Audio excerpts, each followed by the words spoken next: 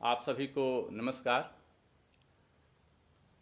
उन्मेष प्रज्ञा प्रवाह काशी प्रांत द्वारा आयोजित व्याख्यान श्रृंखला में आज सत्ता और सन्यासी भारत के संदर्भ में इस विषय पर हम अपनी बात रखने जा रहे हैं। मैं विशेष रूप से उन्मेष प्रज्ञा प्रवाह के प्रति हार्दिक आभार व्यक्त करता हूं कि एक ऐसे विषय पर जो वर्तमान भारत के लिए अत्यंत प्रासंगिक विषय है, प्रज्ञा प्रवाह के उन्मेष ने हमें मंच दिया। प्रोफेसर योगेंद्र प्रताप सिंह जी के प्रति भी मैं हार्दिक आभारी हूं कि उन्होंने हमारे आग्रह को स्वीकार करते हुए इस विषय के लिए हमें अवसर प्रदान किया है। डॉक्टर अनिल कुमार सिंह जी के प्रयत्न से, उनके परिश्रम से मैं यह व्याख्यान आज प्रारंभ कर रहा हूं। उनके प्रति भी मैं हार्दिक आभार व्यक्त करता हूं। सत्या और सन्यासी भारत के संदर्भ में यह विषय चुनते समय मेरे मन में जो बातें आ रही थी, मैं उसे संक्षेप में आप सबके बीच रखना चाहूँगा। सामान्यतः भारत में जो सन्यासी की अवधारणा है, भारत में जो सत्ता की अवधारणा है, उसे स्वतंत्र भारत में या आधुनिक भारत में हमने अन्य अवधारणाओं की तरह इसे भी तोड़ मरोड़ करके प्रस्तुत किया। आजाद भारत में दो प्रकार की अवधारणाएं विकसित करने के प्रयत्न हुए। ये राजनीतिज्ञों के द्वारा हुए और जानबूझ करके हुए। पहली अवधारणा थी कि विद्यार्थी आज का नहीं कल का नागरिक है। यह अवधारणा इस्टेब्लिश की गई ताकि देश का युवा वर्ग पढ़ता लिखता रहे, चुपचाप अपने कैंपस में रहे और देश के राजनीतिज्ञ चाहे जो मन करे वो करते रहें। देश की युवा अपने नागरिक धर्म को समझते हुए उनके उन कार्यों को देख न सके, निरीक्षण न कर सके और अगर ज़रूरत पड़ती है तो वो उन्हें रोकने का प्रयत्न न करे, क्योंकि यह एक बड़ी ताकत है देश की, समाज की। इसलिए एक अवधारणा ये बनाई गई। इसके लिए अखिल भारतीय विद्यार्थी परिषद को धन्यवाद दिया जाना चाहिए कि उन्होंने इस अवधारणा को तोड़ा और उन्होंने ये कहा कि नहीं, छात्र कल का नहीं, छात्र आज का नागरिक है। छात्र और इस देश में, समाज में नागरिकता तो कोई भी व्यक्ति जब हम जन्म लेते हैं तब से हमारी नागरिकता शुरू हो जाती है। इसलिए हंसते खेलते उठते बैठते बोलते हर समय एक योग्य नागरिक के रूप में हमारा आचरण व्यवहार होना चाहिए और हमारी भूमिका एक सचेष्ट नागरिक की होनी चाहिए। यह अवधारणा विद्यार्थी परिषद ने इस्टेब्लिश की और उस षड्यंत्र को, उन राजनीतिज्ञों के उस षड्यंत्र को जिसके कारण यह अवधारणा बनाई गई थी, वो तोड़ दी गई। दूसरी अवधारणा भी विकसित की गई और कहा गया कि सन्यासियों को सत्ता से क्या लेना देना है। कहा गया सन्यासी का काम पूजा पाठ करना है, मठ मंदिर में रहना है, हिमालय की गुफाओं में रहना है, उसका सत्ता से क्या लेना देना है। ये भी अवधारणा राजनीतिज्ञों के द्वारा जानबूझ करके प्रतिस्थापित की गई, योजना पूर्वक ढंग से स्थापित की गई, षड्यंत्र पूर्वक स्थापित की गई। वैसे ही जैसे भारत की तमाम अवधारणाओं को खंडित करते हुए भारत में तोड़ मरोड़ कर चीज़ों को प्रस्तुत किया गया और अपने अनुसार देश को लगभग 70 वर्षों तक चलाया गया।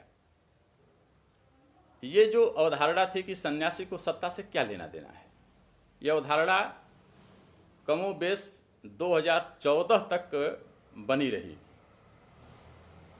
और मुझे यह कहने में संकोच नहीं है कि यदि भारत के वर्तमान प्रधानमंत्री माननीय नरेंद्र मोदी जी, जो वास्तव में एक सन्यासी हैं, यदि सन्यासी वेश में आए होते, यदि सन्यासी बनकर आए होते, तो भारत में उन्हें वही परिणाम मिलता। इसमें मुझको लगता है कि वह अवधारणा बाधक बनती कि सन्यासी को सत्ता से क्या लेना देना है। लेकिन देश का सौभाग्य था कि देश के पास एक ऐसा सन्यासी था जो था तो सन्यासी, वेशभूषा से वो सन्यासी नहीं था, वेशभूषा से हम उसे एक सामान्य जैसे को तैसे के रूप में देख रहे थे। वेशभूषा के रूप में वो एक सन्यासी राजनीतिज्ञों से राजनीतिज्ञों की वेशभूषा में, राजनीतिज्ञों की भाषा में बात कर रहा था, और देश में सत्ता तक एक सन्यासी पहुंचने में सफल हुआ। और 2017 आते आते उत्तर प्रदेश की सत्ता एक घोषित रूप से सन्यासी के हाथ में चली गई। इस अवधारणा को 2014 से लेकर के और अब तक न केवल तोड़ा गया है, बल्कि ये स्थापना सिद्ध हुई है कि जब जब देश की सत्ता अधःपतन की ओर जाएगी तो देश का सन्यासी अपने अतीत की तरह, अपनी परंपरा की तरह, अपने ऋषियों के बताए हुए मार्ग पर चलने की तरह, अपने सन्यासियों के उस मार्ग पर चल करके देश की सत्ता के डोर को कसने का काम करेगा, उसे मार्गदर्शन करने का काम करेगा, और अगर जरूरत पड़ी तो उसे हाथ में ले करके सत्ता को नियंत्रित करने का काम करेगा। और वह अन्य की अपेक्षा इस देश के समाज के हित में बेहतर है। ये इस 2014 से 2020 आते आते भारत में सिद्ध हुआ है। इसी बात को मैं भारत की परंपरा से उठा करके रखना चाह रहा हूँ, और यहीं से मैंने विषय निकाला था कि सत्ता और सन्यासी भारत के संदर्भ में हमारी परंपरा क्या कहती है, भारत की संस्कृति क्या कहती है, हम जहाँ से चले हैं वहाँ से आने तक की इस रास्ते में हम कहाँ भटके थे, क्यों भटके थे, और अब जब मार्ग पर आए हैं तो कहीं यह मार्ग हमारे लिए आगे भी अस्थायी मार्ग की तरफ बन सके, इसलिए इस विषय को भारत के लोगों तक जाना चाहिए। अन्यथा कहीं फिर सत्ता के खिलाड़ी, सत्ता के षड्यंत्रकारी ये समझाने में सफल न होने लगें कि सन्यासी अगर कोई है, कोई हिमालय की कंदरा में रहने वाला उपासक है, कोई ईश्वर में अपनी आस्था के साथ भगवा वस्त्रधारी है, तो उसे सत्ता से क्या लेना देना है। इस बात को हम बता पाएं कि नहीं, ये भारत की परंपरा रही है, भारत में की ऋषि परंपरा है कि हमारे यहाँ का सन्यासी वो जब जब राष्ट्र को जरूरत पड़ेगी तब तब वो अपने मठ मंदिर से बाहर निकलेगा, हिमालय की कंदरा से निकलेगा, अपनी गुफाओं से निकलेगा और देश और समाज का मार्गदर्शन करेगा। यहाँ से इस विषय को हमने छुआ है और इसलिए अब हम अपना विषय प्रारंभ कर रहे हैं। तो जब हम सत्ता और सन्यासी की बात कर रहे हैं तो एक चीज़ और ध्यान में रखना चाहिए कि हम भारत के संदर्भ में बात कर रहे हैं तो कई बार भारत के तथ्यों को, भारतीय समाज दर्शन को, भारत के राजनीति दर्शन को, भारत के अर्थ दर्शन को जब हम दूसरे के चश्मे से देखते हैं, बाहर के चश्मे से देखते हैं, विदेशी चश्मे से देखते हैं, तो हम चीज़ों को गड्ढमड्ढ करने लगते हैं। इसलिए मेरा आग्रह है कि इसे भारतीय दृष्टि से ही देख करके समझा जा सकता है, इसे भारतीय मानस के द्वारा ही समझा जा सकता है, इसे वो लोग ही ठीक से समझ सकते हैं जो भारत को जीते हैं, जो भारत को समझते हैं, जो भारत को जानते हैं। इसलिए इस हमारे पूरे विषय का केंद्र बिंदु भारत है। हमने दुनिया के अन्य किसी देश से इसे तुलना करने का प्रयास भी नहीं करना है, हमने नहीं किया है। और मेरा श्रोताओं से भी आग्रह है कि आप इसे दुनिया के अन्य देशों से इस भारत की तुलना करने की इस विषय पर जरूरत नहीं है। बाकी चीज़ों में हम तुलना करेंगे, हम विकास के पैमाने पर तुलना कर लेंगे, गुणवत्ता के पैमाने पर कर लेंगे, भारत को ज्ञान विज्ञान के क्षेत्र में आगे बाकी चीज़ों पर करेंगे, लेकिन ये विषय ये भारत का विषय है। दुनिया में इस प्रकार का समाजशास्त्र और दुनिया में इस प्रकार का दर्शन अगर किसी समाज ने दिया ही नहीं तो वो इस बात को कैसे समझ पाएगा, वो कैसे इसे देख पाएगा। इसलिए इसे भारतीय दृष्टि से देखने की जरूरत है। अतः मैं वहीं से इस विषय को शुरू कर रहा हूँ। इसे समझने के लिए हमें सत्ता और सन्यासी को थोड़ा और वर्गीकृत करना चाहिए।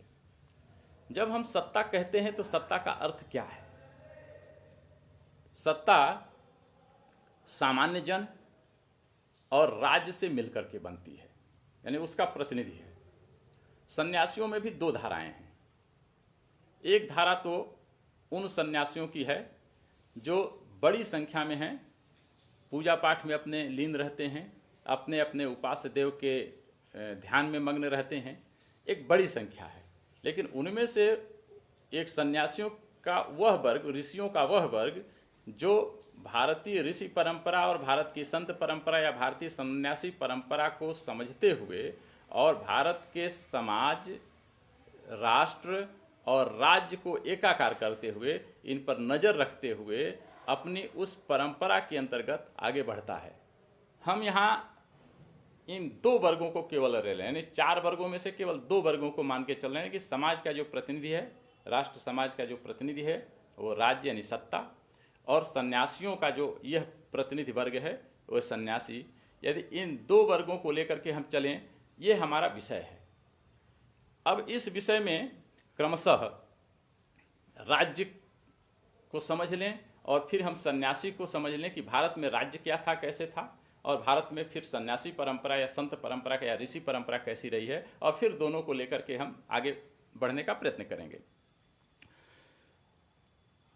राज्य की उत्पत्ति दुनिया के में एक मामले में तो दुनिया के लोग भी इसको मानते हैं और लगभग दुनिया के विद्वान भी एक हैं कि पहले आदि मानव से मानव सामुदायिक जीवन में प्रवेश किया, समाज बना और राज्य उसके बाद आया है।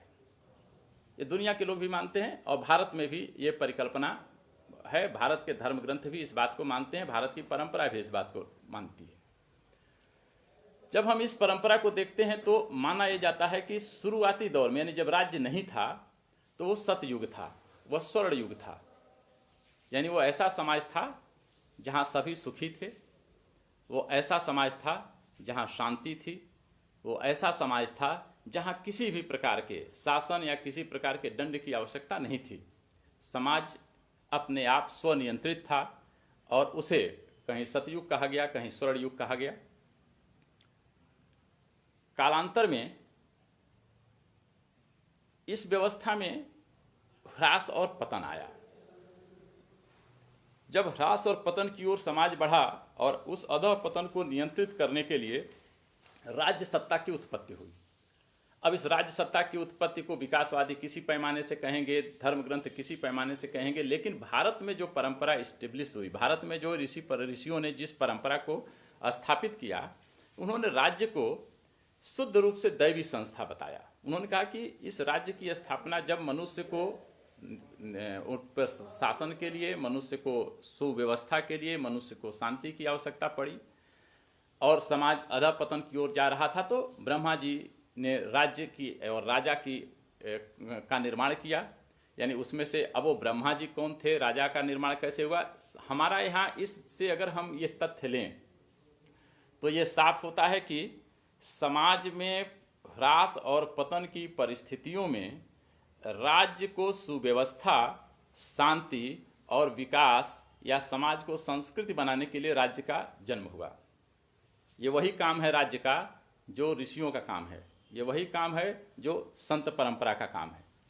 महाभारत में इस बात को विस्तार से कहा गया है। मैं उसका केवल एक छोटा सा उल्लेख दे करके मैं आगे बढ़ता हूँ। महाभारतकार ने एक स्थान पर कहते हैं, महाभारतकार, नैव राज्यम न राजासिन न दंडो न दांडिकः धर्मणैव प्रजा सर्वा रक्षतिस्म परस्परम। यानी जहाँ प्रजा अपने आपस में एक दूसरे की रक्षा करती थी, कोई किसी प्रकार का राज्य नहीं था, कोई राजा नहीं था, किसी प्रकार का न दंड था, न दंड देने वाले थे।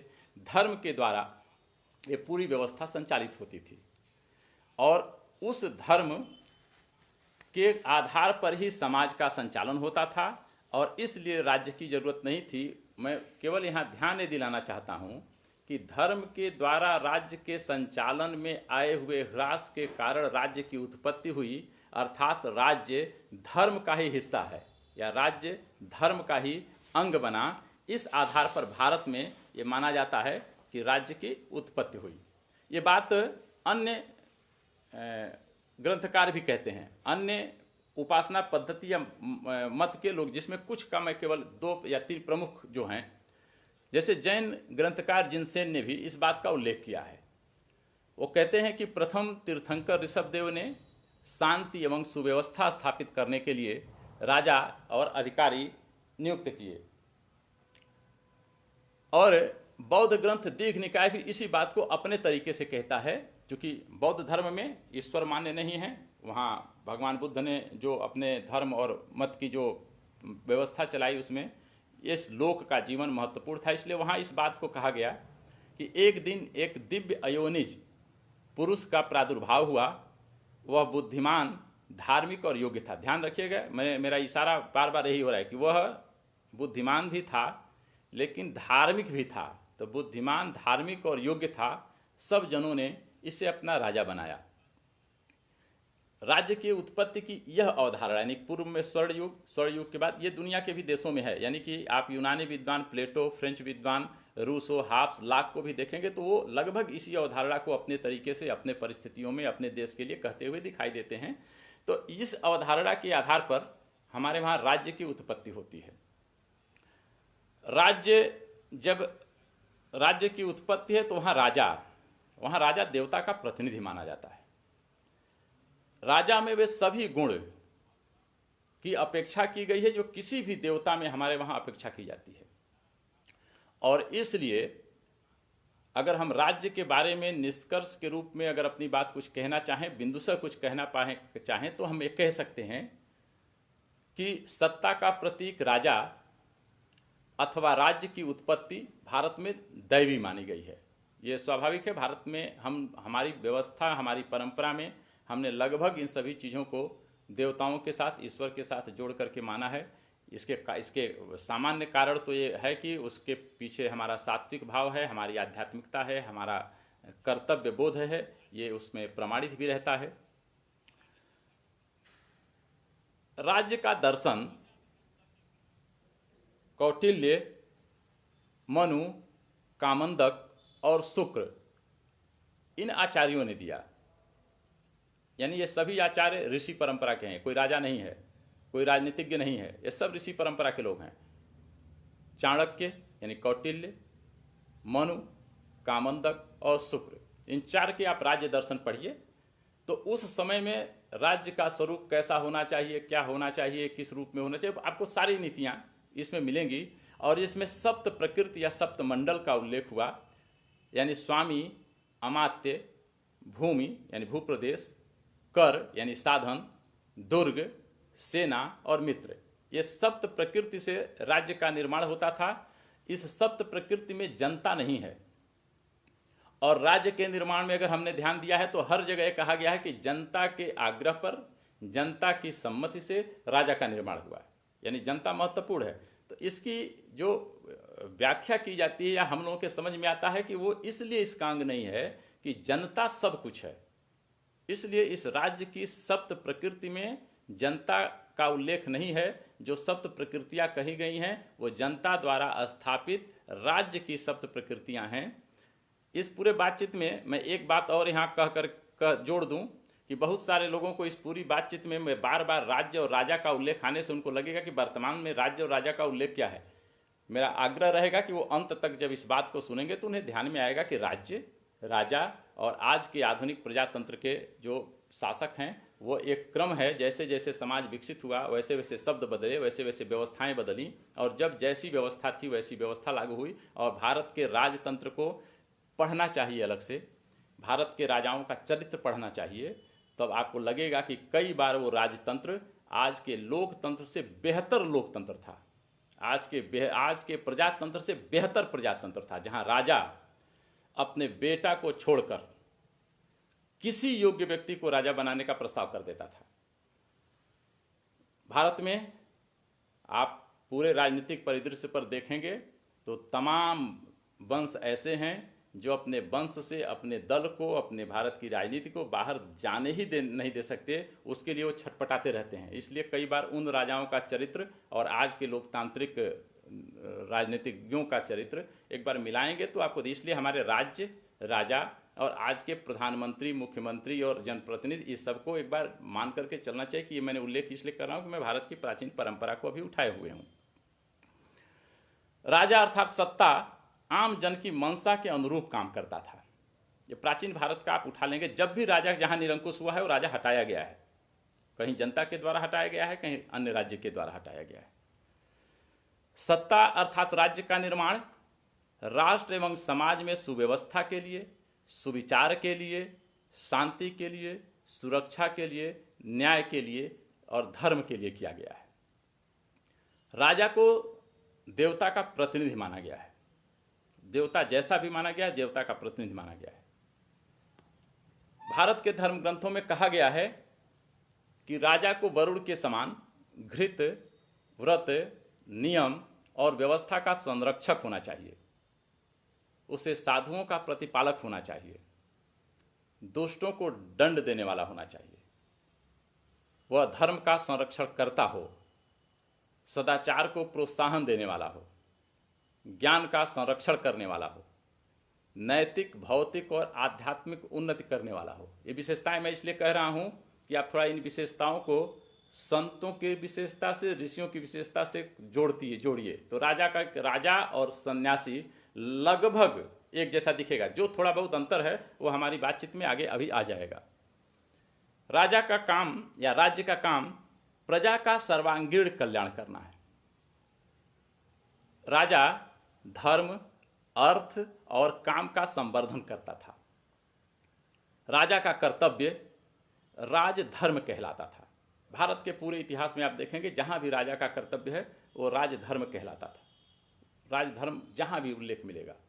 और अगर आपको ध्यान में हो तो एक बार अटल बिहारी वाजपेयी जी ने भी एक बार यही कहा था कि हमें राजधर्म का पालन करना चाहिए।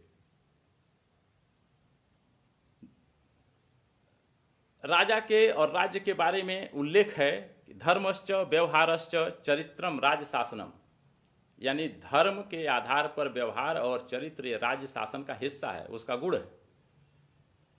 लोकमत आधारित शासन सत्ता का सर्वोच्च अधिष्ठान धर्म अर्थात राजधर्म अर्थात लोक कल्याण था।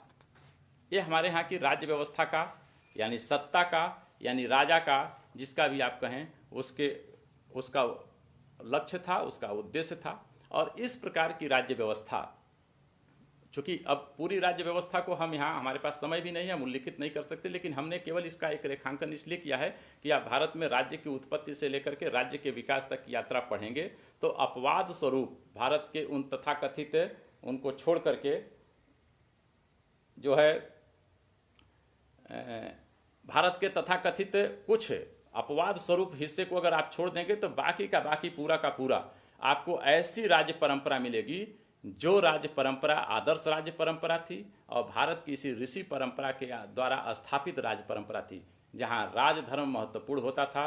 देश का सन्यासी, देश का ऋषि उसे नियंत्रित करता था, उसका हमेशा उसकी उस पर नजर रहती थी और राजा कार्य करता था।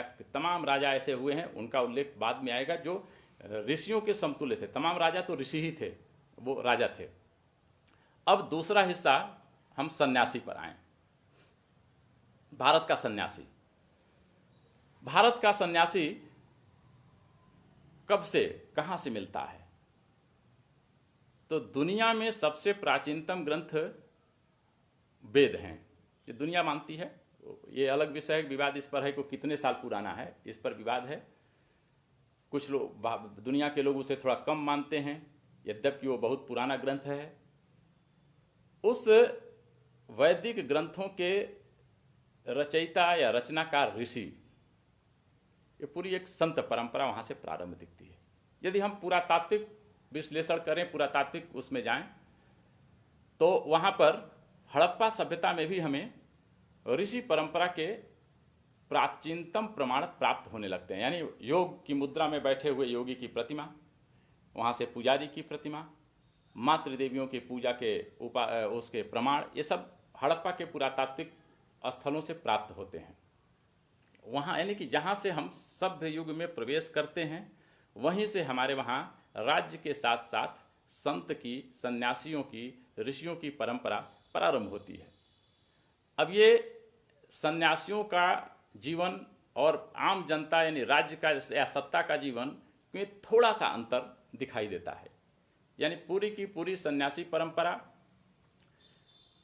जहाँ इस अपने जीवन को समझने के दृष्टि पर काम करती है, यानी जहाँ समाज राज सत्ता इस लोक में जीवन को समझने का प्रयास करता है, वहाँ भारत की संत परंपरा, भारत की ऋषि परंपरा समग्रता में यानी सृष्टि का निर्माण, सृष्टि का निर्माण करता, उसमें जीव जंतुओं का विकास, वहाँ से मनुष्य की रचना और हमारी रचना के बाद यानी मनुष्य आज इस जीवन के बाद यानी परलोक का जीवन, यह ऋषियों के अध्ययन का, उनके विचार का मुख्य बिंदु था।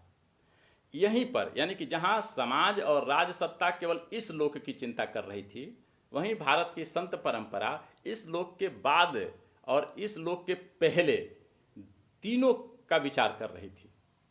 और ऐसे में मनुष्य ने जब विकास की यात्रा में, सभ्यता के युग में प्रवेश करते हुए संस्कृतियों का विकास करना शुरू किया, तो ऐसे 5 प्रश्न महत्वपूर्ण मनुष्य के दिमाग में आए, जो तब से और अब तक वो प्रश्न हैं।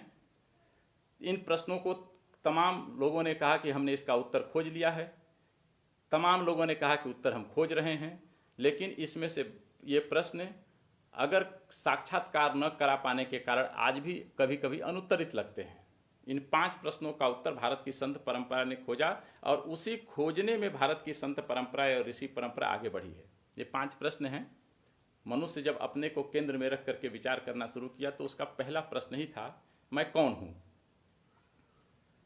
मैं कहां से आया हूं, मैं यहां क्यों आया, मुझे कहां जाना है। और ये कहां जाना है इसके पहले का प्रश्न है, लेकिन कहां जाना है से ही उत्पन्न होता है कि किस मार्ग से जाना है।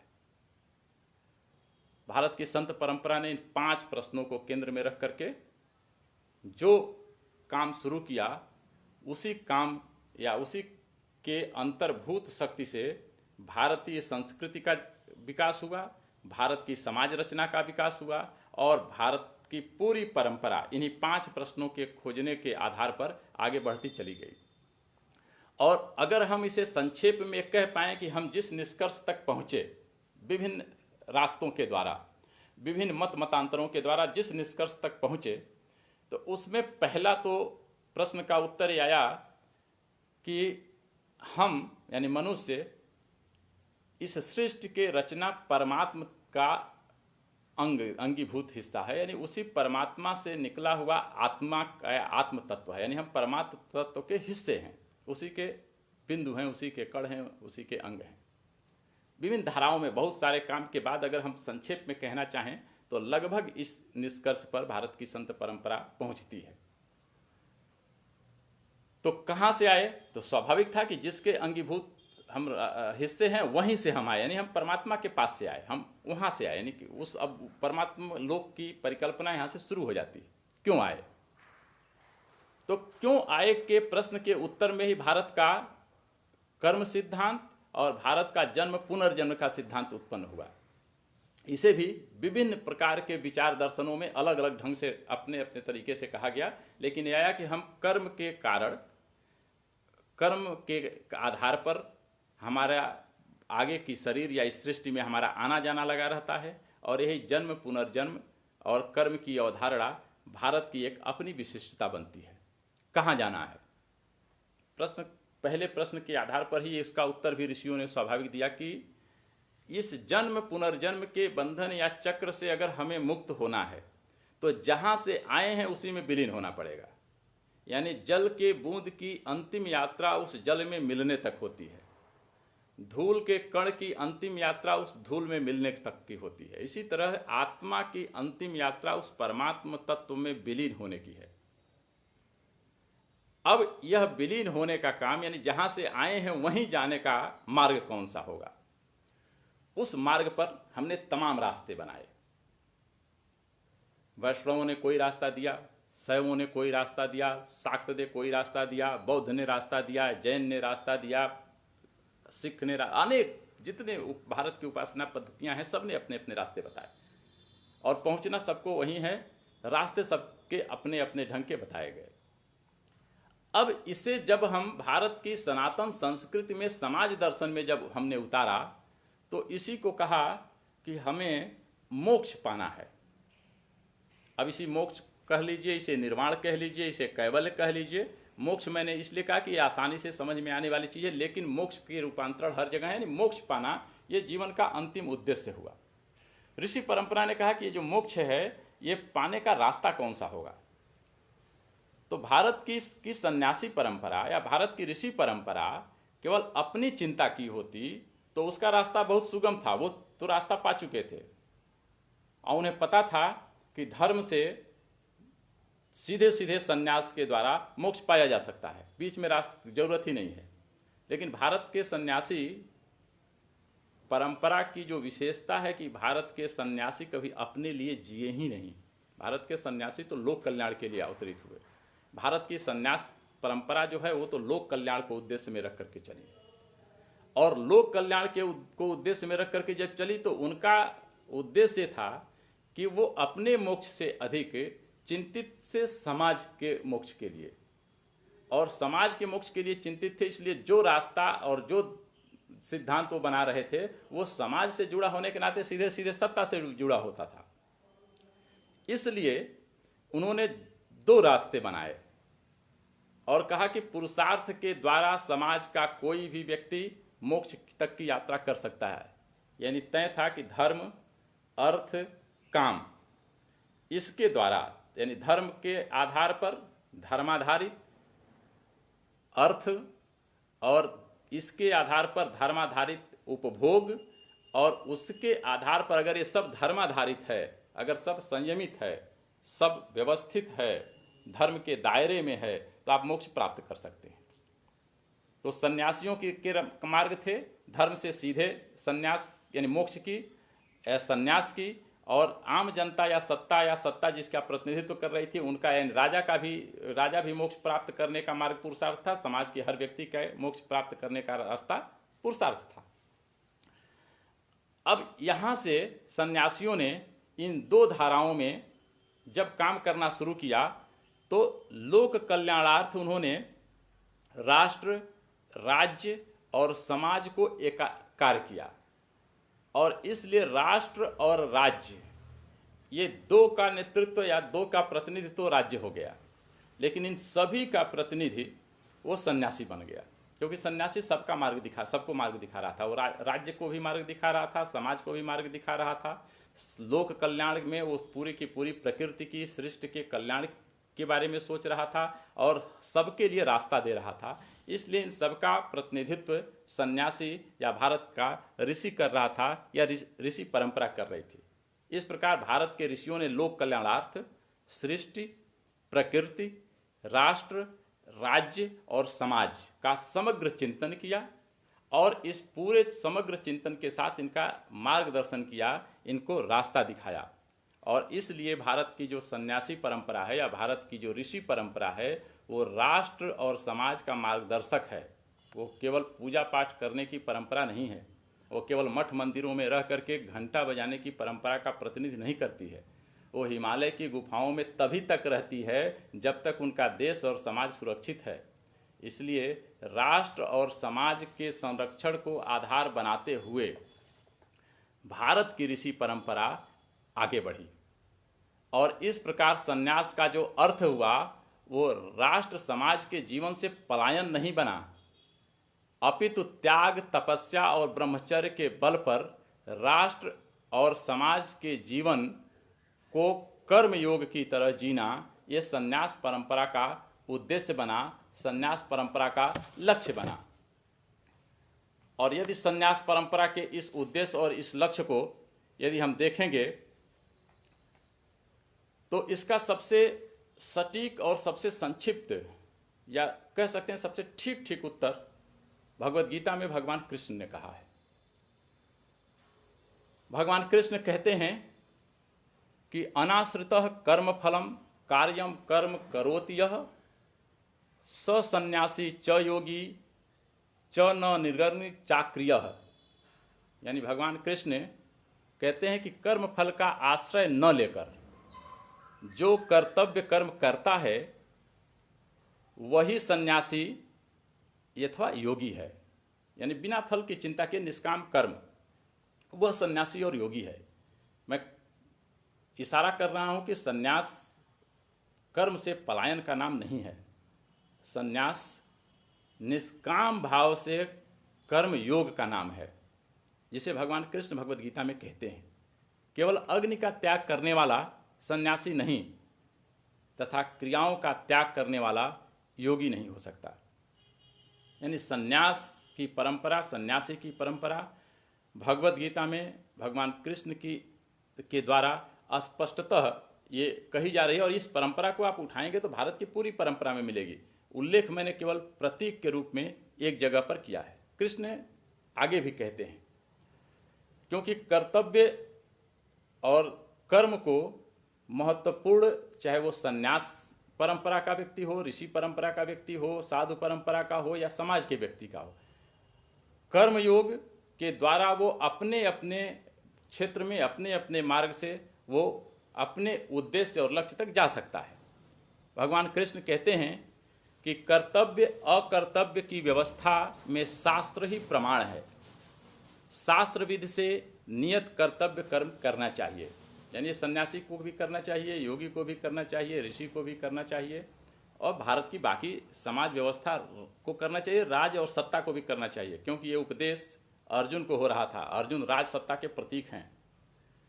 अर्थात तस्मात् शास्त्रम प्रमाणते कार्या कार्य व्यवस्थितो ज्ञात्वा शास्त्र विधानोक्तम कर्म कर्तव्य आर्हसि। इस प्रकार भारत में जो सन्यासी परंपरा है वो राष्ट्र रक्षक की परंपरा है, वो राष्ट्र के मार्गदर्शन की परंपरा है, वो राष्ट्र और समाज के विकास की परंपरा का नाम है। वो भारत के सामाजिक, भारत के आध्यात्मिक, भारत के सांस्कृतिक दर्शन को समय समय पर अद्यतन करते रहने की परंपरा है। क्योंकि समाज जीवन जीता है और ऋषि निरपेक्ष भाव से एक स्थान पर बैठकर उसका दृष्टा होता है, और वो वहाँ से बैठ करके समाज के लिए नियम और कानून की रचना करता है। ये भारत की व्यवस्था का हिस्सा रहा है। पूरी भारत की व्यवस्था में हम देखेंगे तो ये बात हम लोगों को दिखाई देती है। इन ऋषियों, सन्यासियों और तपस्वियों की हमारे जो ग्रंथों में उद्घोषणा, क्योंकि ये ग्रंथ तो सभी उन्होंने लिखे, भारत के जो प्राचीन भारत के जो आध्यात्मिक और धार्मिक ग्रंथ हैं तो सब ऋषियों के लिखे हुए हैं, इसलिए उन ग्रंथों में कुछ उद्घोषणाएं हैं। प्रतीक के रूप में उनका मैं बहुत संक्षेप में कुछ का उल्लेख केवल कर रहा हूं, जो सन्यासियों के स्वरूप को स्पष्ट कर देगा। भारत में सन्यास की परंपरा, भारत का सन्यासी, भारत का ऋषि कैसा है, वो कैसा जीवन जी रहा था, उसके उद्देश्य क्या थे, वो क्या सोच रहा था। वो केवल गुफाओं में बैठने के लिए, केवल पूजा पाठ में के लिए होता तो इन बातों का जिक्र वो करता तो क्यों करता। मैं उल्लेख शुरू करता हूं ऋग्वेद से। ऋग्वेद के मैं 3 उल्लेख छोटे छोटे प्रस्तुत कर रहा हूं। ऋग्वेद में एक स्थान पर 10वें मंडल में है, उपसर्प मात्रम भूमि, यानी मातृभूमि की सेवा कर। यह ऋग्वेद का ऋषि कह रहा है, मातृभूमि की सेवा कर। यह ऋग्वेद का ऋषि कह रहा है। यथात संत परंपरा और ऋषि परंपरा में आप मातृभूमि के साथ राष्ट्र को और देश को समझते चलिए। आगे, स्वस्ति पंथाम अनुचरेम, यानी हम कल्याण मार्ग के प्रतीक हों, कल्याण मार्ग के पथिक हों, यह ऋग्वेद का ऋषि कह रहा है। यते मही स्वराज्य, स्वराज के लिए सदा यत्न करें। और भारत में, आजाद भारत में कहा गया सन्यासियों को राज सत्ता से क्या लेना देना। ऋग्वेद का ऋषि कह रहा है कि स्वराज्य के लिए सदा प्रयत्न करें। ऋग्वेद का नासदी सूक्त अद्भुत है, इस दृष्टि से पढ़ना चाहिए, इस दृष्टि से समझना चाहिए अगर हमें राज्य और ऋषि को देखना हो तो। यजुर्वेद का उल्लेख है, वयम राष्ट्रे जागृयाम पुरोहिता, यानी हम राष्ट्र में जागरूक रहकर उसके पुरोहित बने, यानी उसके रक्षक बने या उसके नेतृत्वकर्ता बने। ये यजुर्वेद का ऋषि कह रहा है। अथर्ववेद का ऋषि कह रहा है, माता भूमि पुत्रो अहम पृथिव्या, भूमि हमारी माता है और हम इस पृथ्वी के पुत्र हैं। अथर्ववेद का ही ऋषि आगे कहता है कि ब्रह्मचर्य तपसा राजा राष्ट्र विरक्षति, यानी ब्रह्मचर्य के तप के द्वारा राजा राष्ट्र का संरक्षण करता है। यानी वो ऋषि राजा को भी लगभग ब्रह्मचारी या तपस्वी बता रहा है। और यदि आपको समय मिले तो अथर्ववेद का पृथ्वी सूक्त पढ़िए। हमें लगता है 60 या 62 श्लोक हैं, अद्वितीय हैं। किसी भी राष्ट्र की परिकल्पना, धरती और मानव के बीच संबंध, प्रकृति और मनुष्य के रिश्ते उस पृथ्वी सूक्त में आपको उपलब्ध हो जाते हैं। ये ऋग्वेद अथर्ववेद का ऋषि कह रहा है।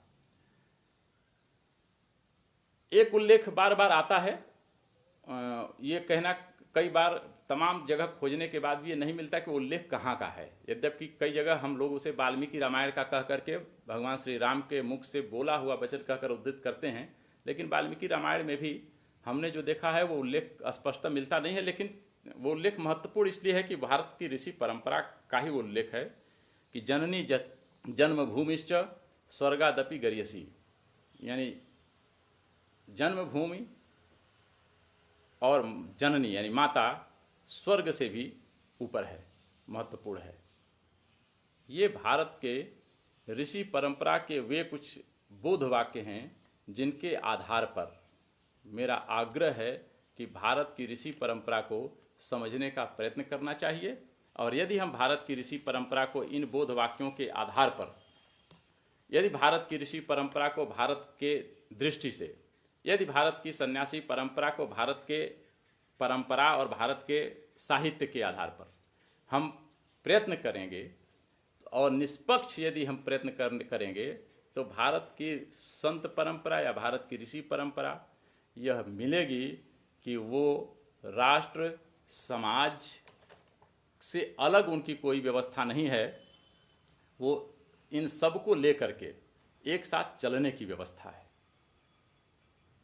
वास्तव में भारत की ऋषि परंपरा के भारतीय ऋषि अथवा सन्यासी वैज्ञानिक हैं, दार्शनिक हैं, समाजशास्त्री हैं, राजनीति के विशेषज्ञ हैं, राष्ट्र समाज के मार्गदर्शक हैं। अब इसमें हम उन वैज्ञानिकों का, उन ऋषियों का एक बड़ी संख्या है। आप प्राचीन भारत में विज्ञान, तमाम ऐसी पुस्तकें हैं, आप पढ़ें, आपको पूरी ऋषियों के द्वारा, ये भारत के ऋषि परंपरा के द्वारा इन सारे तथ्यों के प्रमाण मिल सकते हैं। 2-3 उदाहरण जो जनरल चर्चा में आता है वो मैं उल्लेख करता हूँ। कणाद भारत के एक प्रतिष्ठित आचार्य हुए। हम डाल्टन का परमाणुवाद झूम कर पढ़ाते हैं। शुरू में कक्षा 1 से भी अब तो विज्ञान पढ़ने और पढ़ाने के झोंक में हम छोटी छोटी किताबों में भी अब ये पढ़ाने लगे हैं कि परमाणु की रचना, परमाणु के बारे में सबसे पहले डाल्टन ने कहा था। हमने कणाद को पढ़ा नहीं, हम कणाद को जानते नहीं, इसलिए कहते हैं। यदि हम कणाद को पढ़ें, कणाद को समझें, तो ध्यान में आएगा कि अणु और परमाणु की का उल्लेख डाल्टन तो आधुनिक समय में इनसे बहुत साल पहले कणाद भारत में कह चुके थे। हम पाइथागोरस प्रमेय पढ़ते हैं, उसका इतिहास खंगालिए। रसायन विज्ञान में थोड़ा चरक और सुश्रुत को पढ़िए, धन्वंतरि को पढ़िए आयुर्वेद में। ऐसे ऋषियों की एक पूरी परंपरा है। हम जिस विज्ञान की बात कर रहे हैं, हम जिस ज्ञान विज्ञान के आधार पर कभी भारत को कपोल कल्पित देश कहते रहे हैं, परिकल्पनाओं का देश कहते रहे हैं, मिथकों का देश कहते रहे हैं, मैं 2 उदाहरण और देना चाहूँगा। महाभारत के युद्ध में महर्षि वेद व्यास की कृपा से संजय को दिव्य दृष्टि मिली थी और संजय राजमहल में बैठकर कुरुक्षेत्र की लड़ाई देखते थे और धृतराष्ट्र को बताते थे। हमारे इतिहास में इसे नहीं पढ़ाया जाता, ये कह करके हवा में उड़ा दिया जाता है, ये मिथ है, ये कपोल कल्पना है, ऐसा एक कथा है, कैसे संभव है। मेरा केवल इतना आग्रह है कि मैं मानता हूँ, आप उन्हीं की बात मान लें कि आज का हमारा मस्तिष्क चूँकि वैज्ञानिक मस्तिष्क है, तर्क वितर्क पर चलने वाला मस्तिष्क है, लेकिन हमने अगर इस घटना को मजाक न बनाया होता, हमने इसे मिथ कहकर उड़ा न दिया होता, तो टेलीविज़न की खोज सबसे पहले भारत करता। यदि हम जानते कि ऐसा हो भी सकता है, प्रयास तो करें, देखें तो कि हो सकता है कि नहीं हो सकता है। केवल सीधे सीधे नकार देना कि कथा और कल्पना है, यदि हमने प्रयत्न किया होता यह मान करके कि भारत के ग्रंथों में यह लिखा है, एक बार प्रयत्न तो करें कि कोई कहीं एक जगह बैठकर हम दूसरी जगह की चीज़ों को यहाँ दृश्य के रूप में उपस्थित कर सकते हैं क्या? हम उस फ्रीक्वेंसी को पकड़ सकते हैं क्या जिसको संजय पकड़ रहे थे? तो टेलीविज़न दुनिया के वे देश नहीं बनाए होते जिन्होंने बनाया, भारत बनाया होता। हमने अगर पुष्पक विमान का मजाक न बनाया होता, पुष्पक विमान को कथा और कल्पना कहकर उसे नज़रअंदाज न किया होता, तो हवाई जहाज सबसे पहले भारत बनाता। हमने उन दिव्यास्त्रों का अगर मजाक न बनाया होता जो दिव्यास्त्र तर्कस से निकलेंगे, लक्ष्य भेद करेंगे और वापस तर्कस में आएंगे, तो उन मिसाइलों का निर्माण भारत किया होता जो मिसाइलें जाएंगी, लक्ष्य पर भेदेंगी और वापस आएंगी। हमने इन सब का मजाक बनाया। और आज जब दुनिया उन चीज़ों की ओर बढ़ रही है तो हम अब पीछे की ओर देखने की तैयारी में हैं। आज दुनिया की इस वैश्विक महामारी में जो भूमिका आयुष मंत्रालय के नेतृत्व में आयुर्वेद ने संभाली है, जो भूमिका हम लोगों की छोटी छोटी किताब में दादी के नुस्खे के नाम से जो दवाइयाँ, जो घर के उपचार आज हर व्यक्ति को जागृत किया जा रहा है, ये अगर हमने मजाक न बनाया होता, अपने इस ऋषि परंपरा और अपनी इस संत परंपरा को अगर हमने राजनीतिज्ञों के कहने पर आधुनिक भारत का जो वातावरण बनाया गया उनके उस चक्कर में पड़ करके अगर हमें उसे नज़रअंदाज न करके अगर हमने उस पर वैज्ञानिक तरीके से, शोधपूर्ण तरीके से काम किया होता, तो आज भारत लगभग उन सभी क्षेत्रों में अपनी महत्वपूर्ण भूमिका निभाता जिन्हें आज के आधुनिक वैज्ञानिक युग में उसकी आवश्यकता है। मैं केवल यह उदाहरण इसलिए दिया कि भारत की ऋषि परंपरा, भारत की संत परंपरा केवल उपासना की परंपरा नहीं थी, केवल समाज दर्शन देने की परंपरा नहीं थी।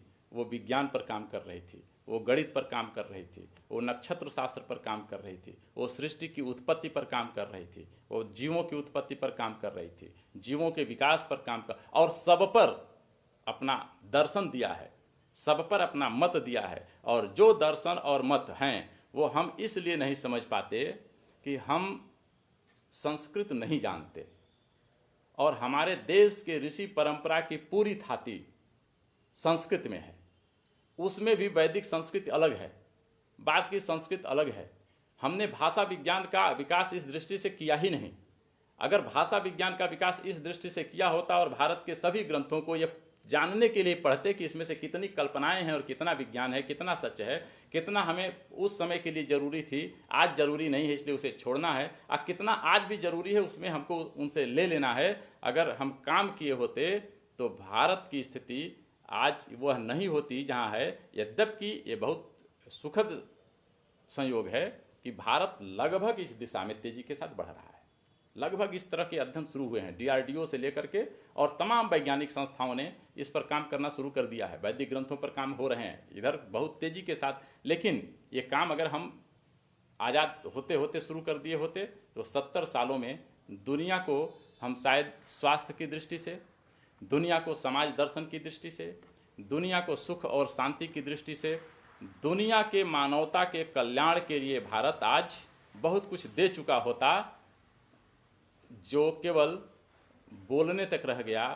और हम लोगों के पास केवल अपने, चूँकि राज सत्ता इन सबसे विरत थी, उसे धर्मनिरपेक्ष सत्ता होने का ढोंग रचना था। इस ढोंग रचने में उसने जिन सब चीज़ों को, भारत के ऋषि परंपरा को उसने जिस प्रकार से नज़रअंदाज किया, जिस प्रकार से उसने उपेक्षित किया, उसका परिणाम आज ये है कि भारत को फिर प्राथमिक सीढ़ी से प्रारंभ करना पड़ रहा है, शुरू करना पड़ रहा है। और इसलिए हम 6-7 साल में, 8 साल में कुछ नहीं देख पा रहे हैं।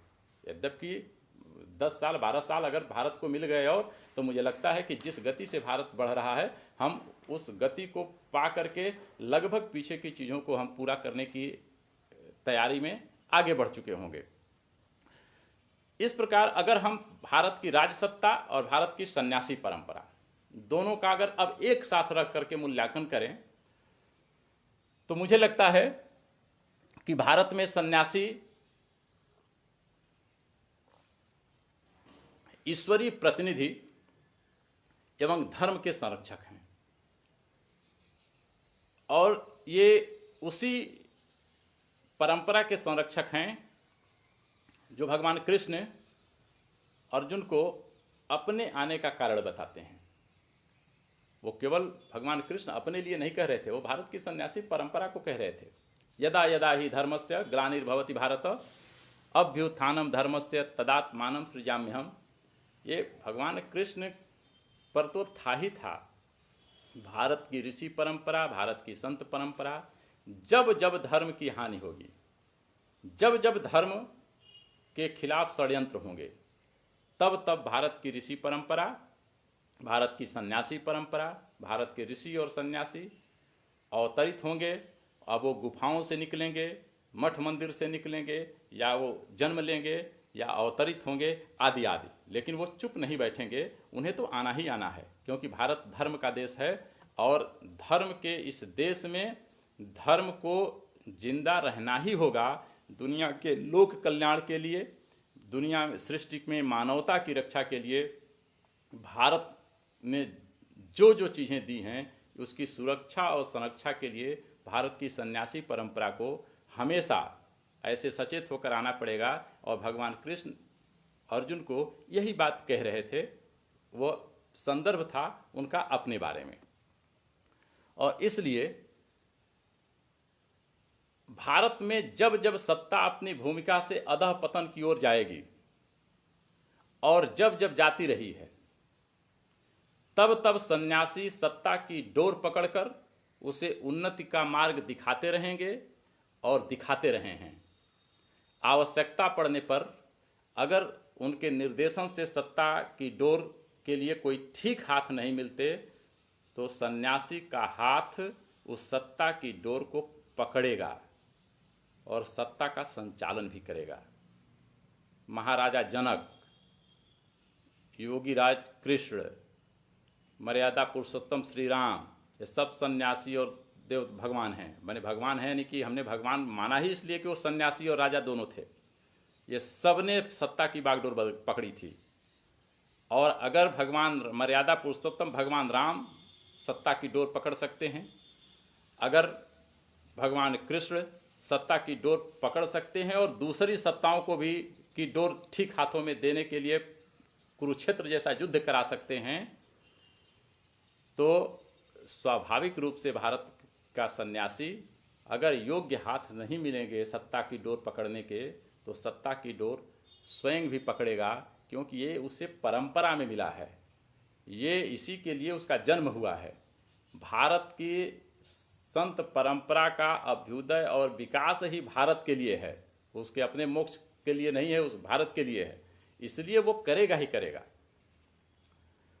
अतः सन्यासी परमात्मा, धर्म यानी अध्यात्म का प्रतिनिधित्व करता है, अर्थात वो समाज जीवन का प्रतीक है।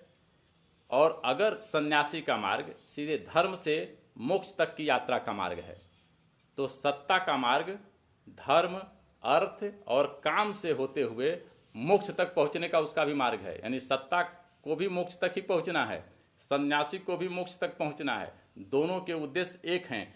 इसलिए सत्ता और सन्यासी के बीच अंतर संबंध होगा ही होगा, क्योंकि दोनों पहुंचने का लक्ष्य तो एक है, रास्ता दोनों के अलग है। एक सीधे धर्म से मोक्ष की यात्रा पर है, क्योंकि वो उसे ज्ञान प्राप्त है, उसे सब कुछ ध्यान में है।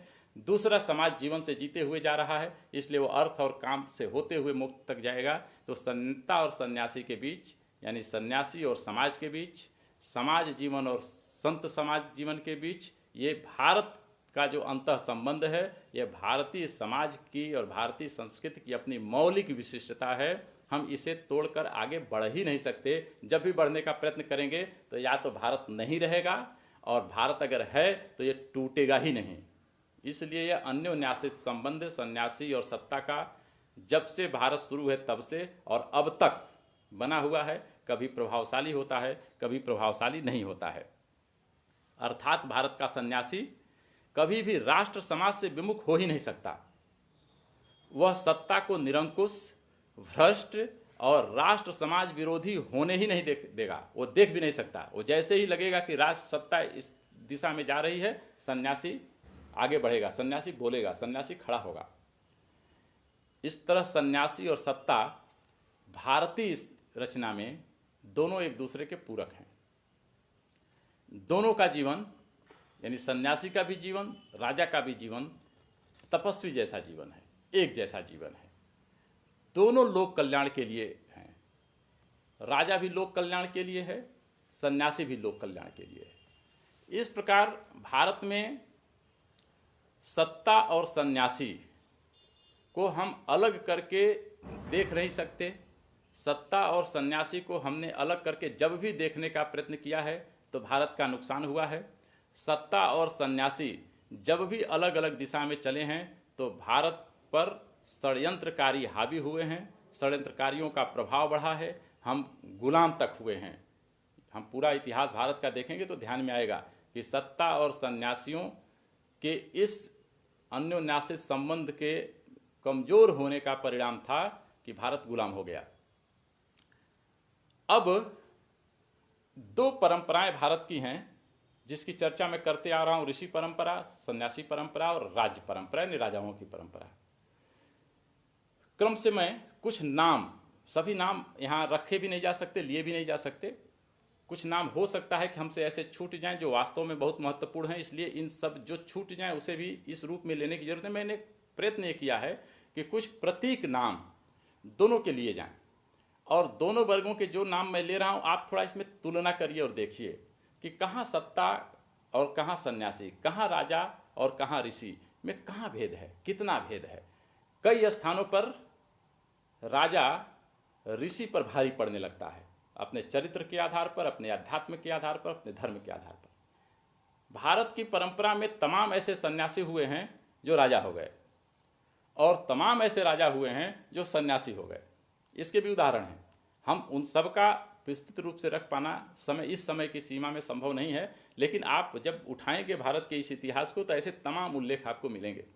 मैं कुछ नाम पढ़ रहा हूं, उन नामों को केवल आप इनके बारे में जो जानते हैं तो आप हमारी बात समझ जाएंगे। अगर आपको लगता है कि ये कौन लोग हैं या इनको जानना चाहिए तो थोड़ा इनके बारे में रखने का हमारे पास समय नहीं है। मैं केवल नाम प्रतीकात्मक रूप से रख रहा हूं, इसलिए पहले मैं ऋषि और सन्यासी परंपरा के कुछ नाम मैं प्रस्तुत कर रहा हूं। पहला, वैदिक ग्रंथों के रचनाकारों ने कहीं अपना नाम नहीं दिया है। ये ऐसा ग्रंथ है, यानी जिस ग्रंथ पर आज तक दुनिया रिसर्च कर रही है, उन ऋषियों ने, आज हम तो 4 लाइन लिखते हैं तो ऊपर भी नाम लिखते हैं, नीचे भी नाम लिखने का प्रयत्न करते हैं, आगे भी लिखने का प्रयत्न करते हैं, पीछे भी लिखने का नाम पर जरूरत पड़ती है तो फोटो भी अपना बढ़िया लगाने का प्रयत्न करते हैं। वैदिक ऋचाओं के ऋषियों ने अपना कहीं नाम नहीं दिया है, इसलिए कई बार हम ऋषियों का उल्लेख करते समय वो हिस्सा छोड़ देते हैं। हमने एक लाइन में उन्हें लिखा है कि वैदिक ऋचाओं के रचनाकार ऋषि, वो बड़ी संख्या है उनकी, क्योंकि अलग अलग मंत्रों के अलग अलग रचनाकार हैं।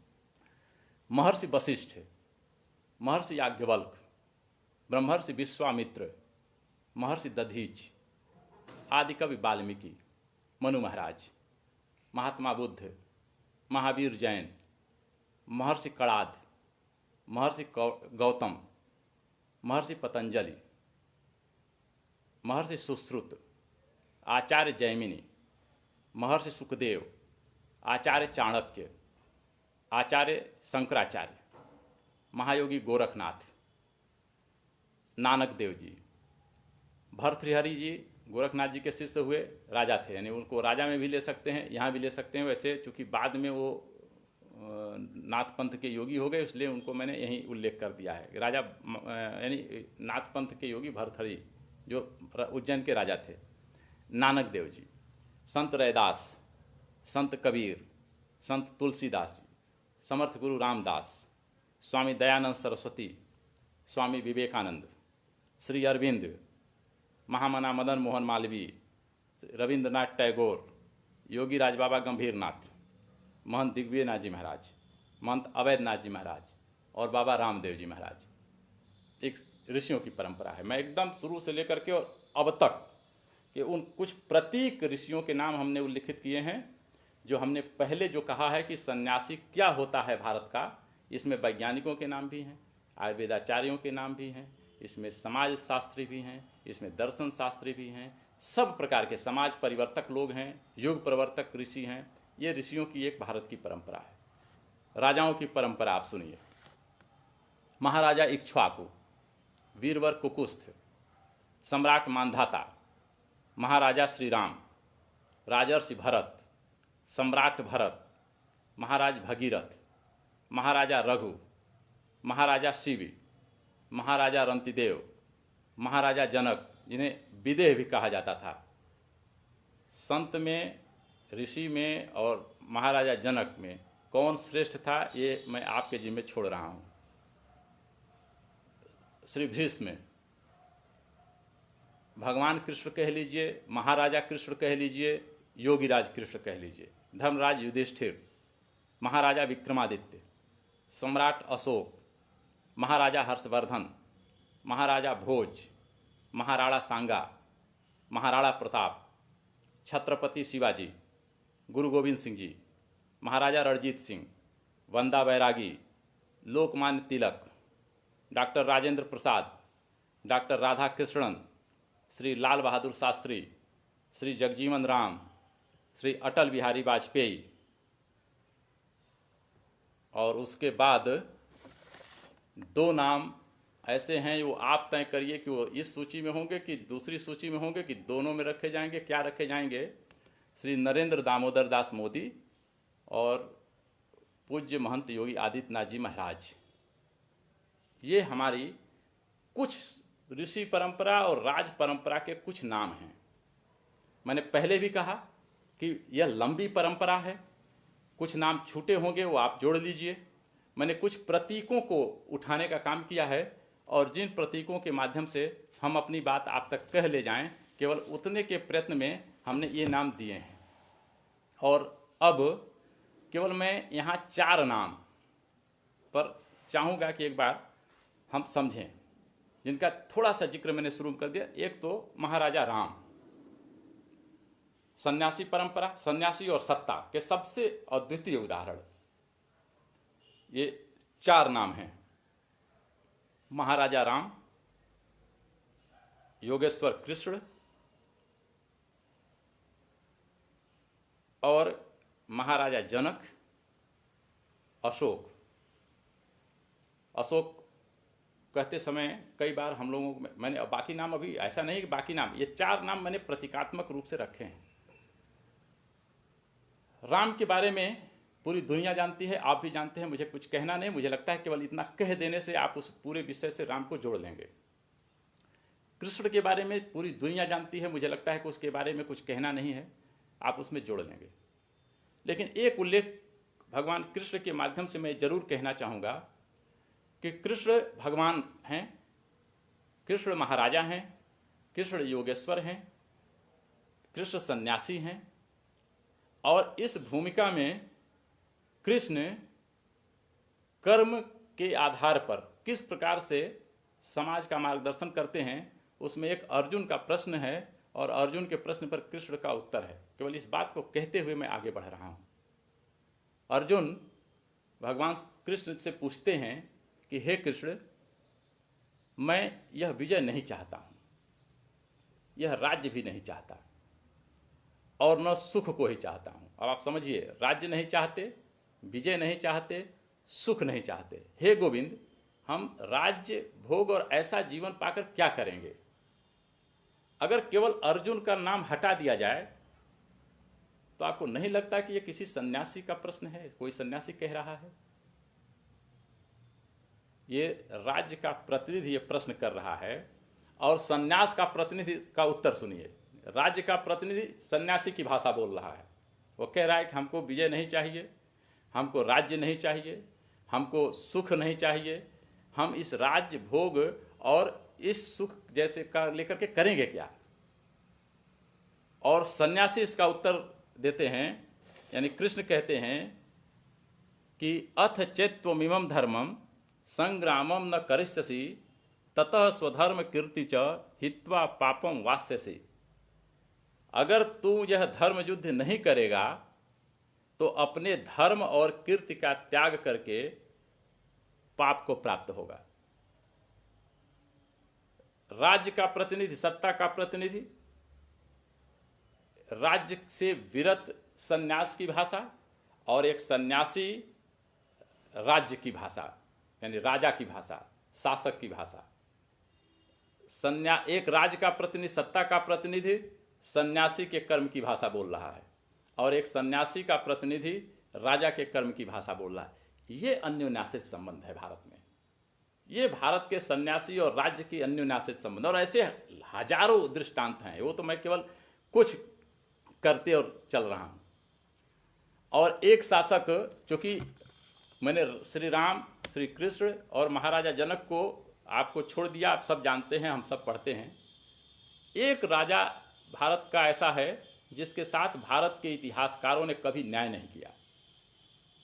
और वास्तव में अगर भारत के इतिहास के जगत में अगर इन इतिहासकारों के लिए कोई दंड की व्यवस्था होगी तो उन्हें बचना नहीं चाहिए, क्योंकि उन्होंने भारत की परंपरा के साथ, भारत के इतिहास के साथ, भारत की संत परंपरा का इतिहास हो, चाहे समाज का इतिहास हो, चाहे राज्य का इतिहास हो, इसके साथ मजाक किया है, खिलवाड़ किया है। एक शासक का मैं उल्लेख करता हूं, और उस शासक की मैं कुछ बातें रख रहा हूं, विस्तार से आप उस शासक को पढ़िए। वो अशोक है, जिसकी मैंने चर्चा की है। अशोक का जो शासन काल स्थापित किया गया है, बताया गया, वो लगभग आज से 2300 वर्ष पहले। ये भारत का ऐसा शासक है जिसे पहले बताया जाता है कि ये बहुत क्रूर शासक है, हत्यारा शासक है, अपने भाइयों की हत्या करता है। ये इतिहास लिखा गया।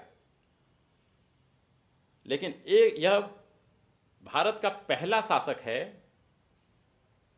जिसने भारत की उस सीमा को अपने राज्य के अंतर्गत संगठित किया जितनी बड़ी साम्राज्य सीमा अंग्रेज भी स्थापित नहीं कर पाए। हमने इस बात का जिक्र नहीं किया। यह शासक केवल राज्य स्थापित करता है ऐसा नहीं है। राज्य स्थापित करने वाले भारत में बहुत सारे शासक हुए हैं। यह शासक, मैंने जिस शासक परंपरा इक्ष्वाकु से लेकर के और भगीरथ से होते हुए जिस शासक परंपरा को मैं पढ़ा हूं, उस परंपरा का यह जो है प्रतिनिधित्व करता है। यह शासक एक बार भारत की भौगोलिक सीमा, भारत की प्राकृतिक सीमा यानी हिंदकुश पहाड़ी से लेकर हिमालय के पहाड़ को लेकर के और समुद्र तक कि इस पूरे भूभाग पर जब भारत के राज्य की स्थापना, एक छत्र के नीचे एक सशक्त भारत का राज्य स्थापित करता है, उसके बाद यह शासक कभी भी दूसरे उन देशों पर आक्रमण करने नहीं गया। यद्यपि इसके पहले इसके परपितामह यानी चंद्रगुप्त मौर्य के समय में ही विदेशी आक्रमण हो चुके थे। सेल्यूकस का आक्रमण हो चुका था। उसके पहले भारत पर सिकंदर का आक्रमण हो चुका था। भारत पर विदेशी आक्रमण लगातार जारी थे। लेकिन यह शासक जब अपनी साम्राज्य सीमा को सुरक्षित करता है तो हम इतिहास में पढ़ाते रहे कि सिकंदर विश्व विजेता रहा। और शासकों को मैं छोड़ता हूं इसलिए कि छोटे मोटे, सिकंदर विश्व विजेता था। कहां से आया था? मैसिडोनिया से चला था। पहुंचा कहां तक था? तो झेलम के तट पर, भारत का झेलम का तट यानी आज पाकिस्तान में है, झेलम के तट पर युद्ध करते हुए और वहीं से राजा पुरु को के साथ संधि करता है और संधि करने के बाद वापस लौटता है। भारत के मुख्य साम्राज्य तक, वो गंगा की घाटी तक सिकंदर नहीं आ पाया। उसे हमने भारत विजेता कहा, केवल भारत की सीमा को छुआ था। अशोक हिंदकुश के बाहर चलता है और मैसिडोनिया को क्रॉस करता है। अब आप अगर भूगोल पढ़ते हो तो पूरा का पूरा यूनान क्रॉस करके मिस्र यानी वहां के भी समुद्र को लांघता है और मिस्र तक जाता है। और मिस्र तक अशोक की सेना नहीं जाती है। भारत से लेकर के और मिस्र तक अशोक के द्वारा सड़कें बनवाई जाती हैं। ये प्रमाण हैं। ये मैं जो कह रहा हूं ये अशोक के अभिलेखों में उल्लिखित प्रमाण है। दुनिया के इतिहासकार ये जानते हैं। वो कहते इसलिए नहीं है, पढ़ाते इसलिए नहीं है, बताते इसलिए नहीं है कि उन्हें सिकंदर को महान पढ़ाना है। वो इसलिए नहीं पढ़ाते हैं कि उन्हें अकबर को महान पढ़ाना है। अशोक को अगर पढ़ाया गया होता तो अशोक के सामने दुनिया का कोई शासक आज भी नहीं टिक सकता है। आप कल्पना करिए कि एक शासक आज से 2300 वर्ष पहले मिस्र तक अपनी सड़क बनवा रहा है, सड़क के किनारे कुएं बनवा रहा है, ये पानी पीने की उसकी व्यवस्था थी। हम बहुत प्रसन्नचित होते हैं जब भारत में आज़ादी के बाद 70 के दशक में कहा जाता है कि सड़कों के किनारे पेड़ लगाए जाएंगे, पर्यावरण ठीक करना है। आज से 2300 वर्ष पहले यह शासक यहां से मिस्र तक के अपने बनाई गए सड़कों के किनारे वृक्ष लगवाता है। और केवल इतना इसने नहीं किया, इसने मनुष्यों के चिकित्सालय की स्थापना मिस्र तक के राज्यों तक की। इससे एक कदम शासक और आगे बढ़ता है और दुनिया में पहली बार पशु और पक्षियों के लिए चिकित्सालय की व्यवस्था अगर कोई शासक करने वाला है, वो भी अपने देश को छोड़ दीजिए, मिस्र तक, यानी भारत से लेकर के मिस्र तक के उस बनाई गई सड़क के किनारे यह शासक पशु और पक्षियों के लिए अस्पताल बना रहा होता है। हमने इस शासक को किस संत से कम मानेंगे? यह बौद्ध धर्मावलंबी शासक है। यह कहता है कि आज के बाद अशोक हथियार नहीं उठाएगा। यह कहता है कि मुझे अब लोगों के दिल पर राज करना है। यह कहता है कि मुझे मनुष्य और मानव कल्याण या लोक कल्याण के लिए काम करना है। इस शासक को किस सन्यासी से कम मानेंगे? हमने इस दृष्टि से कभी पढ़ाया ही नहीं। हमने कभी इस दृष्टि से शासक का मूल्यांकन होने ही नहीं दिया भारत के। इसलिए मैं आज के इस व्याख्यान में अशोक को लाना चाहता था। और ऐसे भारत की शासन परंपरा को जब हम पढ़ेंगे तो हमें लगेगा कि भारत की शासन परंपरा में भारत के शासक कमोबेश सन्यासी हुआ करते थे, सन्यासी जैसे हुआ करते थे अथवा ऋषि जैसे हुआ करते थे, जिसका एक उदाहरण अशोक है।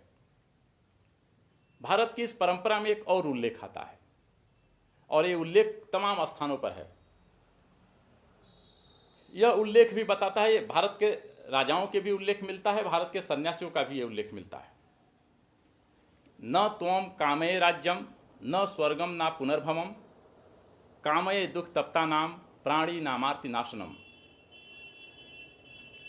मुझे राज्य की कामना नहीं है, मुझे स्वर्ग और मोक्ष भी नहीं चाहिए। दुख से पीड़ित प्राणियों के दुखों का नाश कर उन दुखित पीड़ित के मानवता के चेहरे पर मुस्कान ही हमारे जीवन की कामना है। हमने शुरू में कहा कि हमारे जीवन की यात्रा पूर्ण होती है मोक्ष पर, आत्मा का परमात्मा में मिलन के साथ। लेकिन जहाँ दुख से पीड़ित मानवता का प्रश्न होता है, वहाँ भारत का ऋषि, भारत का सन्यासी और भारत का राजा यह कह पड़ता है कि उसे न राज्य चाहिए न मोक्ष चाहिए, उसे तो केवल इन और न स्वर्ग चाहिए, उसे तो केवल इन दुख से पीड़ित मानवता के दुख को दूर करना है। ये भारत की ऋषि और भारत की राज्य परंपरा है। और इस परंपरा को कहीं भी हम अलग करके देखने का प्रयास करेंगे तो मुझे लगता है कि तथ्यगत नहीं होगा। और इस परंपरा को जब हम आज़ाद भारत की ओर बढ़ते हैं तब हमने वही शुरू किया जहाँ से मैंने अपनी बात शुरू की थी कि छात्र कल का नहीं, आज का नहीं, कल का नागरिक है। और फिर हमने कहा कि सन्यासियों को सत्ता से क्या लेना देना है। दोनों अवधारणाएं स्वतंत्र भारत में 70 वर्षों, लगभग 70 वर्षों तक भारत का विनाश करती रहीं, भारत को हमेशा पीछे छोड़ती रहीं। एक अवधारणा यद्यपि 70 के दशक से ही विद्यार्थी परिषद ने चला करके लगभग 80 के दशक के तक आते आते स्थापित कर दिया, उस अवधारणा को तोड़ दिया और सिद्ध किया कि नहीं, छात्र आज का नागरिक है, छात्र नागरिक भूमिका में काम करेगा। सन्यासी की भूमिका अब शुरू हुई है, 2014 के बाद शुरू हुई है। इसलिए दूसरी अवधारणा को मैं, दो नाम जो मैं बार बार ले रहा हूं, उसमें एक नाम को केवल सीधे ले लेने से मुझे लगता है कि वो पूरी परंपरा में थोड़ा सा अधूरा रहेगा। इसलिए इस दूसरी अवधारणा को तोड़ने का काम मुख्य रूप से जो सबसे पहले करते हैं वो महंत दिग्विजयनाथ जी महाराज करते हैं। वो इस प्रश्न के उत्तर के साथ आते हैं कि मैं सन्यासी हूँ, लेकिन मैं राजनीति में क्यों? इस प्रश्न का उन्होंने और वही उत्तर दिया है जो मैंने पूरी लगभग जिस अवधारणा को लेकर के मैं चल रहा हूँ, सन्यासियों की उसी अवधारणा को उन्होंने अपनी बात में कहा और कहा कि राजनीति में आना मेरा काम है, और देश जब तक और राष्ट्र जब तक सुरक्षित नहीं रहेगा तब तक मैं नहीं, मेरे जैसा हर सन्यासी और हर योगी राजनीति में कूदेगा, राजनीति के सत्ता में आएगा, सत्ता में हस्तक्षेप करेगा। महंत अवैधनाथ जी महाराज उस धारा को आगे बढ़ाते हैं और वर्तमान समय में पूज्य महंत योगी आदित्यनाथ जी महाराज ने स्पष्टतः उस सत्ता में अपना स्पष्ट हस्तक्षेप प्रमाणित किया है। और इसी धारा के साथ श्री नरेंद्र मोदी जी ने अपने सन्यासी जीवन को अपने निजी मोक्ष या निजी अपने मुक्ति से अधिक महत्वपूर्ण मानते हुए भारत और देश के कल्याण के लिए, लोक कल्याण के लिए, भारत को अपने पुनः उसी वैभवशाली और उसे अपने उस गौरवशाली अतीत के आधार पर उससे भी अच्छा भविष्य बनाने के लिए उन्होंने भी अपना वह निजी स्वार्थ त्यागा है और राज्य की सत्ता में हस्तक्षेप किए हैं, राजनीति के दलदल में एक कूदे हैं। इस आधार पर ऐसा लगता है कि आज हम एक नए युग में प्रवेश कर चुके हैं। भारत एक नई क्रांति का सूत्रपात कर चुका है। सत्ता की डोर सन्यासियों के हाथ में जनता दे चुकी है। आगे भी जो परिस्थितियां दिख रही हैं, अगर हम में से कुछ पढ़े लिखे लोग, तथाकथित जो अत्यंत जो सेकुलर हैं वे लोग, जो दुनिया के षड्यंत्रों के हिस्सेदार हैं वे लोग, और उनके भ्रम में पड़ करके अगर कुछ अन्य लोगों को छोड़ दें तो भारत की मुख्य धारा, भारत के समाज की जो मौलिक धारा है, वो आज इस बात को समझ रही है, जिस बात को मैं इतने देर से बोल रहा हूँ कि देश की परिस्थिति आज ऐसी है कि उसकी सत्ता की डोर सन्यासियों के हाथ में ही सुरक्षित रहने वाली है। इसलिए जनता अपना काम कर रही है, हम लोगों को अपना काम करने की ज़रूरत है। इसलिए 2014 के बाद देश में और 2017 के बाद उत्तर प्रदेश में सन्यासियों के हाथ में सत्ता की डोर देने का परिणाम पूरी दुनिया देख रही है।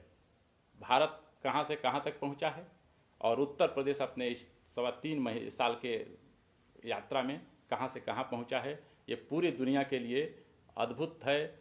एक दुनिया इसको लेकर के अब शोध करना शुरू की है कि क्या सन्यासी भी सत्ता चला सकता है, क्योंकि मोदी जी को वो सन्यासी समझ ही नहीं रहे थे, वो तो समझने में उनको देर लगी। महंत योगी आदित्यनाथ जी महाराज तो जैसे ही सत्ता में आए वैसे उनको लगा कि ये तो कोई सन्यासी आ गया, कोई भगवा वस्त्रधारी आ गया। इसलिए उनका जो फोकस हुआ दुनिया में अध्ययन का कि क्या कोई मठ का पुजारी, कोई किसी मठ का महंत किसी ऐसे उत्तर प्रदेश जैसे बड़े प्रदेश के सत्ता का संचालन कर सकता है। और इसलिए शुरुआत के जो आकलन थे वो आकलन बहुत नकारात्मक थे, यानी उनके दृष्टि से वो जो भी है, हम लोगों की दृष्टि से कि उनको लगता था कि नहीं ये प्रयोग फेल कर जाएगा, कोई सन्यासी कोई योगी कैसे सत्ता चला सकता है। और इस 3.25 वर्ष के परिणाम ने से दुनिया अचंभित है। दुनिया में इस पर रिसर्च शुरू हो गए हैं, दुनिया के बड़े बड़े विद्वान इस पर काम कर रहे हैं कि आखिर वो कौन सी ताकत भारत की है, भारत की वो कौन सी परंपरा है जो सन्यासी को सत्ता में इतनी सामर्थ्य के साथ किसी एक राजनीति के विद्यार्थी, किसी एक खानदानी राजनीतिज्ञों के परिवार की अपेक्षा एकदम सीधे सीधे सत्ता में आने के बाद भी इस कुशलता के साथ सत्ता के संचालन करने की योग्यता प्रदान करती है। इस पर काम चल रहे हैं, हम लोगों को इसे समझने की जरूरत है। हम सभी एक नए युग के सूत्रपात के साक्षी बन रहे हैं। भारत अपने गौरवशाली अतीत पर उससे भी भव्य भविष्य की रचना की दृष्टि से वर्तमान रच रहा है। हमें यह सावधानी जरूर बरतनी होगी कि भारत के सत्ता की डोर सन्यासियों के हाथ में ही रहे, फिर भ्रष्टाचारियों के हाथ में, परिवारवादियों के हाथ में, समाजवाद के नाम पर सत्तावादियों या परिवारवाद के हाथ में, जातिवाद का नंगा नाच करने वालों के हाथ में, सांप्रदायिकता के आधार पर देश को विभाजित करने वालों के हाथ में न जा सके, इस बात की सावधानी बरतनी होगी। सन्यासियों के मार्गदर्शन से भारत में सत्ता का संचालन परम वैभवशाली भारत का निर्माण करेगा। हम इस दिशा की ओर बढ़ चुके हैं, लेकिन देश को कुछ साल और सावधानी के साथ चलना पड़ेगा। 2022 पड़ेगा, 2024 पड़ेंगे, ऐसे तमाम वे मील के पत्थर होंगे जिन्हें हमें रुकते हुए, मजबूती के साथ लांघते हुए आगे बढ़ना होगा। और इस भ्रम को तोड़ना पड़ेगा कि सन्यासी का सत्ता में क्या काम है। अगर सत्ता सन्यासी के हाथ में होगी तो देश सुरक्षित रहेगा। इस अवधारणा को एक बार फिर पुष्ट करना चाहिए, और इस अवधारणा को पुष्ट करने के साथ ये भारत में अब संदेश देना ही होगा कि जिसे भी सत्ता में आना हो उसे सन्यासी की तरह जीना पड़ेगा। जिसे भी सत्ता चाहिए उसका जीवन सन्यासी का जीवन होना चाहिए। जिसे भी सत्ता में चाहिए वो परिवार के आधार पर सत्ता में नहीं आ सकता, वो पैसे के आधार पर सत्ता में नहीं आ सकता, वो अपने खानदान के बल पर सत्ता में नहीं आ सकता। उसका जीवन, उसके परिवार का जीवन सन्यासी जैसा जीवन होना चाहिए, तपस्वी जैसा जीवन होना चाहिए। वही अब भारत की सत्ता में आ पाएगा। और ये अवधारणा केवल 2 नाम से नहीं चलेगी, यानी भारत के प्रधानमंत्री, माननीय प्रधानमंत्री जी के अलावा भारत के और भी सारे प्रांत हैं। इसलिए सभी प्रांत के सत्ता की डोर कोई न कोई सन्यासी पकड़े। सन्यासी के लिए कोई जरूरी नहीं कि उसका वेश सन्यासी का ही हो। माननीय मोदी जी उसके प्रतीक उदाहरण हैं, यानी जीवन सन्यासी का होगा। तो हर प्रदेश की बागडोर, हर प्रदेश की सत्ता सन्यासी के हाथों में होगी, यानी सन्यासी जैसा जीवन जीने वालों के हाथ में होगी। उसके नीचे भी उतरना पड़ेगा। हमारे सांसदों का जीवन सन्यासी का जीवन होना चाहिए, हमारे विधायकों का जीवन सन्यासी का जीवन होना चाहिए। और अगर सन्यासी का और तपस्वी का जीवन नहीं है तो हम ये क्यों माने कि आप देश का काम करना चाहते हैं, आप समाज का काम करना चाहते हैं, आप अपना घर भरने के लिए क्यों नहीं आ रहे हैं, आप अपने लिए क्यों नहीं आ रहे हैं, ये क्यों न माना जाए। इसलिए इस अवधारणा को पुष्ट करते हुए और जनता को प्रश्न पूछना पड़ेगा कि आपका जीवन सन्यासी का जीवन है क्या। जनता को मूल्यांकन करना पड़ेगा कि हमारे बीच जो लोग राजनीति के नाम पर आ रहे हैं, जो लोग सत्ता के लिए आ रहे हैं, क्या वास्तव में वो सन्यासी हैं कि नहीं हैं। अगर सन्यासी नहीं हैं तो वो सत्ता पर अपने लिए जा रहे हैं, और अगर वो सन्यासी हैं तो सत्ता पर समाज, देश, राष्ट्र और जनता के लिए जा रहे हैं। इस अवधारणा को पुष्ट करने के साथ यदि हम 10 वर्षों तक काम कर ले गए तो मुझे लगता है, और दुनिया का भी आकलन है, कि 2024 के बाद भारत एक ऐसे युग में प्रवेश करेगा जिस युग को देखने के लिए तमाम पीढ़ियां हमारी प्रतीक्षा करती हुई चली गईं। हम सब सौभाग्यशाली हैं कि वो अवसर देखने जा रहे हैं जब हम दुनिया को सुख का, दुनिया को शांति का, दुनिया में शक्ति संतुलन का वो सब संदेश देने जा रहे हैं। जहां लोक कल्याण के लिए दुनिया भारत से सीखेगी, जहां मानव जीवन के लिए दुनिया भारत से सीखेगी, जहां जीवन मूल्य का रास्ता हम दिखा रहे होंगे, जहां राजनीति और सत्ता अपने राष्ट्र और देश को चलाते हुए भी दूसरों को भी सुख और चैन से कैसे जीने दिया जा सकता है, ये भारत दिखा रहा होगा। पड़ोस धर्म भारत सिखा रहा होगा। पड़ोस के बाहर के जो दूरस्थ देश हैं उनके साथ लोक कल्याण के रास्ते कैसे निकाले जाते हैं वो भारत सिखा रहा होगा। इसलिए भारत को अब सत्ता सन्यासियों के हाथ में देना और भारत में सत्ता के लिए सन्यासियों को पैदा करना, ये दोनों काम भारत के लिए चुनौती है। इसलिए इस चुनौती को जिस रास्ते पर हम चल पड़े हैं उसे और मजबूती से स्वीकार करने की ज़रूरत है। मुझे लगता है कि मैंने अपना विषय इसी आधार पर सोचा था। मैं अपनी बात कह पाने में कितना सफल हुआ हूँ, आप तक अपनी बात कितना पहुँचा पाया हूँ, मुझे नहीं पता। यदि हमारे किसी भी बातचीत से, किसी भी पूरे व्याख्यान के विषय से यदि किसी को कहीं कोई ठेस पहुँची हो, किसी को लगता हो कि उसका कोई हिस्सा छूट गया है, उसे आना चाहिए था, तो ऐसे में अगर आपको तकलीफ हो तो आप क्षमा करिएगा। मेरा आप सभी से आग्रह है कि इस विषय पर आप अपने स्तर पर भी सोचते और विचारते चलिए। आपको बहुत बहुत धन्यवाद। भारत माता की जय।